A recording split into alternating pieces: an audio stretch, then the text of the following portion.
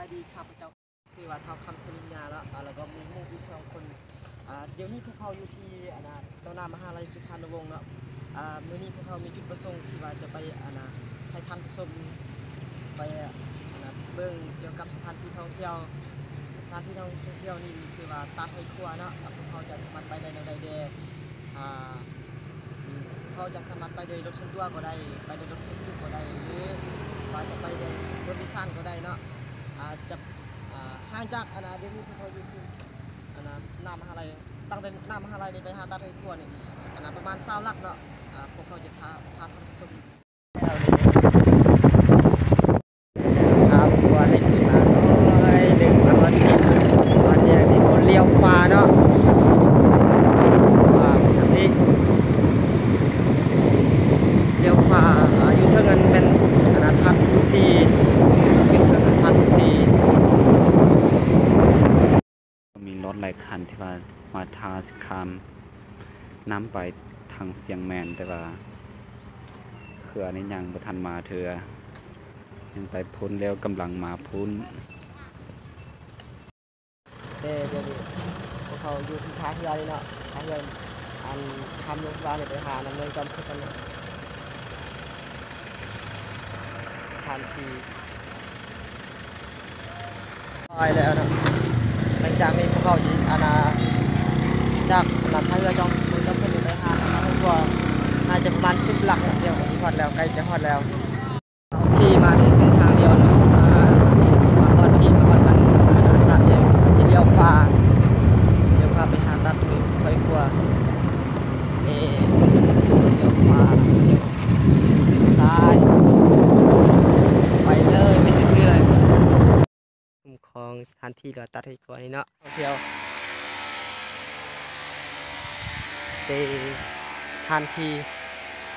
หนึ่งของตัดไฟครัวเนาะเพื่อนักต่างประเทศสาวต่างประเทศหรือว่านักท่องเที่ยวต่างประเทศเข้ามาในกิจกรรมนี้เนาะถือเป็นอีกความเชื่อของสาวต่างประเทศ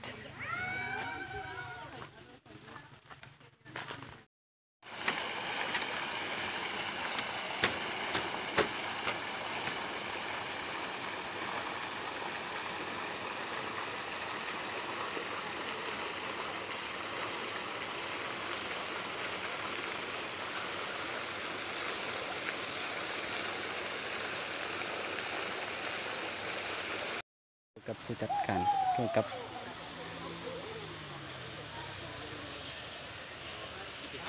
ด้วย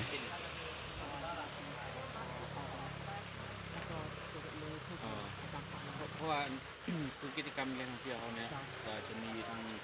ลินกิจกรรมรอบแอดเวนเจอร์แล้วก็มีซิปไลน์แอดเวนเจอร์แล้วก็ทุกที่มี3 กิจกรรมหลักที่ว่าแล้วก็มีกิจกรรมใหญ่ๆอันตัวย่อยนี่ก็บ่ค่อยมีเพราะว่าอีกจังหวัดเลยแต่ว่าเดี๋ยวนี้กิจกรรมหลักเขาก็จะมีรอบเนาะแล้วก็จะมีซิปไลน์แล้วจะมีของเด็กน้อยนี่มีของเป็นของเด็กน้อยเนาะอายุ5 ปีลงมานี่ว่าใช่แล้วนี่แล้วก็ของเด็กน้อยนี่มันมีความสูงมันจะโบราณประมาณ18 เมตรนะถึงจะไป18 เมตรเอาไว้ให้เด็กน้อยสร้างความคือเป็นกระเจ้าสร้างทักษะกระเจ้าเรียนรู้เรื่องการที่จะเอาตัวรอดแบบใดตรงนี้นะดีเนาะ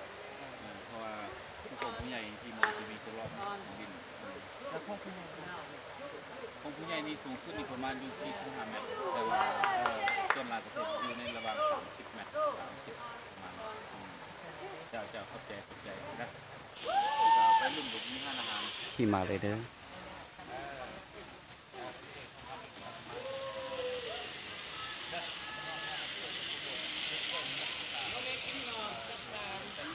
การคิดเลงนี้จะมี2 คนผู้หนึ่งอยู่เบื้องหนึ่งได้ผู้หนึ่งอยู่เบื้องหนึ่งตอนที่ว่ามาฮอดเบื้องที่จอดแล้วก็มีผู้หนึ่งที่ว่าขับเอาตั้งหากและก็มีหลายสิ่งหลายอย่างที่ว่ามีกันย่างอยู่กับต่ำป่าอีกมันก็เป็นหน้าที่สดใสและก็มีคนหลายเติบผู้ที่สีเขียวนี้ก็เป็นคนที่ว่าคนผู้หนึ่งที่ว่าสอนเกี่ยวกับคนต่างประเทศนี้คิดลิงเกี่ยวกับจำพวกนี้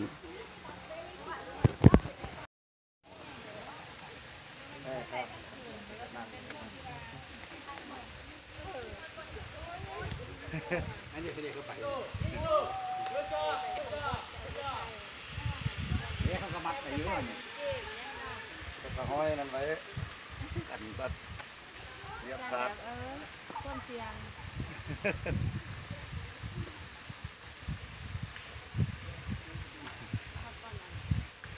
เป็นกิจกรรมไต่เชือกว่าสิกิจกรรมไต่เชือก กิจกรรมไป น้ำก็ไหล กิจกรรม น้ำตลอด เดี๋ยวนี้พวกเขาเป็นกิจกรรมไต่เชือกอะไรทั้งนั้น กิจกรรมที่ว่าเพิ่นย่างนี่เป็นกิจกรรมไต่เสียบและกิจกรรมนี้เป็นกิจกรรมที่คิสลิง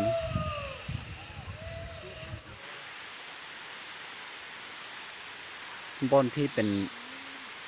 ตาดที่น้ำตกน้ำประมาณ30หรือว่า40เมตรที่ตกมาลงหาดลุ่มนี้ แล้วก็มีหลายกิจกรรมที่ว่าเป็นสลิงหรือว่าเป็นซิปไลน์บนนี้ที่ว่าแขกมักมาเที่ยวชมนี่มักขี่หลายที่ว่าส่วนหลายจะแม่นแต่ผู้หนุ่มผู้เฒ่านี่เพิ่นจะบ่มักปานใดเพราะว่าเป็นป่าย่านบนที่ขี่สลิงนี้อยู่ถึงต้นไม้ไปฮอดดินนั้นประมาณ2 เมตร เดี๋ยวนี้พวกข้าพเจ้าก็สิไปต่อคือที่สวนดอกไม้เนาะก็เป็นกิจกรรมหลักของตัดหอยครัวนี่เนาะทางที่พวกเขาได้เสนอไปมันมีกิจกรรมหลักมันมีก็คือการขี่สลิง2มาการไต่เชือก3มาการย่างปลาการย่างปลามันจะใช้เวลาประมาณ2 ชั่วโมง3มานี่พวกเขาก็สิไปย่างต่ออยู่ที่ไปเบิ่งสวนดอกไม้ว่ามันสิงามสำใดเป็นสถานที่สวนดอกไม้นี่ดีงามหลายมีกิจกรรมเฮ็ดหลายมาแล้วสวนดอกไม้มาแล้วว่ามีหลากหลายเนาะดอกไม้ที่เพิ่นจัดเฮ็ดมานี่สวนดอกไม้แล้วสวนดอกไม้ในป่าใหญ่ ตัวนี้แม่นสวนดอกไม้ห้วยขวาก็เป็นสถานที่หนึ่งที่ว่ามีดอกไม้ที่งามหลายแต่ว่ายามนี้เพิ่นจะเอาดอกไม้นี้ตัดออกแล้วมันจะซ่านลงก็บ่งามปานใดแต่ว่าถ้าว่าฮอดยามที่มันสูงจะงามหลายถ้าว่าผู้ใดยังบ่ทันมาชมก็เชิญมาชมเด้อได้ไปฝากนี้ก็มีหออาหารให้แขกกินข้าวอีกอย่างหนึ่งมาอยู่หลังนะสวนดอกไม้ห้วยขวานี้ก็มีบอนให้ขึ้นไปเบิ่งสมมีแม่น้ำน้อยๆอยู่ตามหอยนั้นและก็เป็นสถานที่หนึ่งที่ว่าคิสลิงมันก็เป็นบอนที่สวยสดงดงามหายสุ่มแววก็แสดงว่ามื้อนี้พวกเขามาก็เมื่อเท่านี้ที่พวกเขามาเก็บกำข้อมูลอยู่ตัดห้วยขวากับสวนดอกไม้ห้วยขวาฉะนั้นเดี๋ยวนี้พวกเขาก็สิกลับบ้านแล้วตัวนี้เป็นสวนดอกไม้ห้วยขวาเป็นสวนที่ถึกใจเลยน่าจับใจสุดเลย ทุกคนเดี๋ยวนี้พวกเขาที่มาเก็บกรรมเอาข้อมูลที่ตัดหอยครัวและกิจกรรมที่พวกเขามาเฮ็ดทุกมื้อนี่เป็นที่สิ้นสุดกันแล้วเนาะแล้วก็ได้ข้อมูลครบถ้วนแล้วสุดท้ายนี้พวกเขาบ่มีหยังที่ว่าจะมอบให้กับทุกคนมีแต่คำว่าเก่าคำว่าขอบใจหลาย